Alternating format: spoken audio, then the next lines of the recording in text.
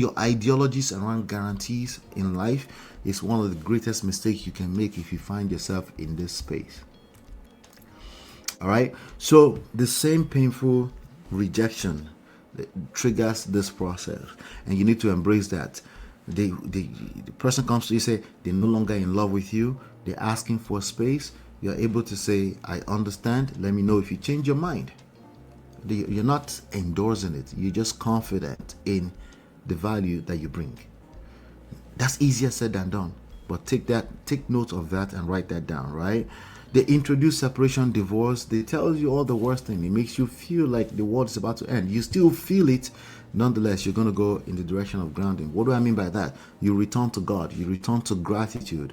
Just thinking about how worse could things get right now, right? Just taking time away to think that, to just reassess things and come to the conclusion, which is the only fact that exists, that this world is not about to end because a marriage feels like it's about to end. When you come back to that space, that's the place you want to operate from. That will increase your chances dramatically of saving that marriage, and everything else will push you more in the direction of divorce. All right. So yes, you pray, but you have to work. Now you need strategy, right? You're not going to attempt to control things that you can't control. Majority of everything, all the emotions that will be thrown at you are going to be noise. And you can't afford to be trying to control those things. Instead, you regulate, you control the things, you identify the things you can control, starting with yourself, and you start learning how to regulate that, probably for the first time in your life. Yes, it doesn't matter if you're 50 years of age. Marriage will check you, will test you, and it's actually a good thing because you're about to elevate yourself into a new level in life. Okay, so grounding creates enough emotional distance between the trigger and your reaction, and wisdom to replace panic will come from that. You're not going to talk yourself into having the wisdom. You're going to have to be tested in life, and that's how it comes. Okay, so whatever you're going through right now, I'm going to show you when we get to purpose that it's actually for a greater purpose than you realize. Now, restraint. What about restraint? You stop forcing conversations, right? You stop trying to force them to reassure you, okay, to reassure you about the future of your relationship, right? You don't have time for it. There's only so much time and energy, resources are available for the BS. So you have to direct it in, you have to allocate the time, energy, resource in the best place where it's going to create the best impact, the impact you're looking for, right? And I promise you, it's not going to be in begging, right? So you stop forcing conversations or repeating apologies that are not genuine anyway, because you know that you resent that this person would have the audacity to try to end a marriage you both signed up for. You know that you resent that. Well, it's not going to matter too much if you find your path through grounding, because now you have restraint. Now you have other interpretations that are actually more standing and more valid rather than resentment, right? Instead of requesting reassurance or manufacturing opportunities to discuss the marriage over and over again, pressure, right? Instead of doing that, you have restraint, right? Now that restraint is not punishment, it's not disappearance, it's not emotional games. We're not playing no contact rules within a marriage. You got to be careful with that, right? Because you might end up hurting yourself. Everything you do, whatever strategies you do, must be grounded in truth. When I say truth, you need to spend time to identify the source of truth, because some certain truths are just the ridiculous stories you've been telling yourself or that you've been told or socialized to believe. So you need to also assess the source of truth. That's all part of grounding, by the way, right? So it is the discipline to stop supplying attention that is being driven by fear. You understand?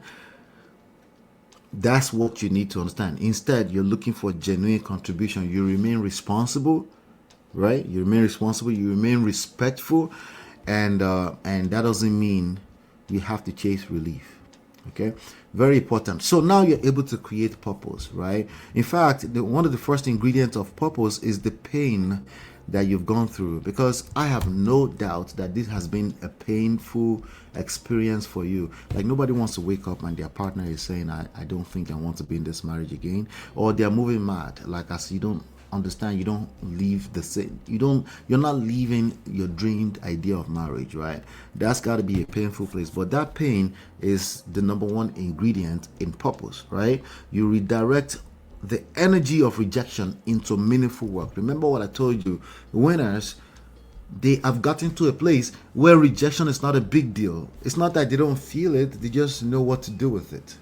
Understand? They understand is the ingredient to get to that next level of greatness. And it sounds motivational, but I'm telling you, it's a fact. Okay? If you haven't gone through the painful experience you've gone through right now, you're just going to be running your mouth like everybody on the internet, right? You're just going to have a bunch of opinions. That's all, right? So now, of course, you care for your health, right? Now we have to start with self-care, your personal health, your emotional health.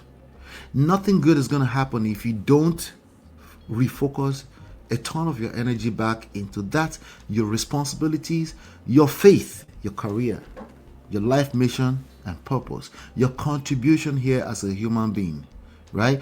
Pain no longer receives the privilege of consuming every hour of your life. Instead, you feel it, you know exactly what to do with it, you transform it into purpose, right? And that purpose transforms the crisis you're going through right now from what it was, the heavens about to fall out of the sky, right? Emotional emergency, into a process of leadership. Okay? By doing so, you become instantly much more valuable than the average human being roaming around the streets looking to justify BS. All right? Value. So now we're talking about value, right? That consistent purpose, self-awareness, competence, something that people might call, oh, he thinks he's better than us, right? Okay, let them have their words, okay, all right? Competence, confidence, emotional discipline. Did I tell you that confidence is sexy? Literally across the board, 100% of the time. Personal development, of course, right? That will help you rebuild your perception of self, of yourself. And they can't avoid it. No, they can't miss it when you get this right. This is easier said than done, like I told you before, right? They can't miss it. You stop placing the rejecting person on a pedestal. They're just a human being. They're trying to figure themselves out. You give them the opportunity, you give them the freedom to express themselves. You manage your own expectations. You give them the freedom to express their own expectations. You manage your own expectations. That creates stability. And of course, if you ever have to experience rejection again, any other difficult moments that show up in your life, you know exactly what to do with it. The reality is that rejections will continue to repeat itself because they represent opportunities for the winners to continue to win. Okay? Somebody rejects a conversation, you know what to do with that. Somebody says they're not sure of what their next move in life is, even though they're married to you, you're able to give them the freedom to navigate that process without making it about yourself. You know what that becomes? You become irresistible, guys. That's why you cannot eliminate attraction from this process. Grounding, self-respect, emotional steadiness, individuality, like you're good enough. You just know it, you carry it, you exude it, right? That warmth that comes from that purpose, right? It makes your presence less pressure, of course, but highly attractive. Highly, naturally, much more attractive. You don't have to force it. And